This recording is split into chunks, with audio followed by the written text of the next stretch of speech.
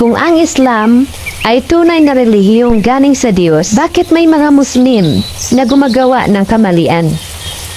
Ang Islam po ay walang kamalian dahil ito ay relihiyon ng tunay na Diyos.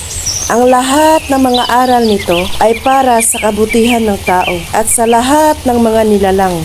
Subalit, ang tao ay maaaring magkamali kung susuwayin niya ang mga kautusan ng Allah. At yun ang dahilan kung bakit may makikita tayong mga Muslim na nakakagawa ng mga kamalian. Dahil yan sa pagsuway nila sa kautusan ng Allah. At ang mga kamalian na kanilang ginagawa ay mula sa kanilang mga sarili. Sapagkat kung sumunod lamang sila sa lahat ng kautusan ng Allah, ay hindi sana nila magawa ang ganoong mga kamalian. Ang lahat na kamaliang nagagawa ng isang Muslim ay magkakaroon ng karampatang parusa ng Allah. Ang katastaasan lamang ang nakakaalam.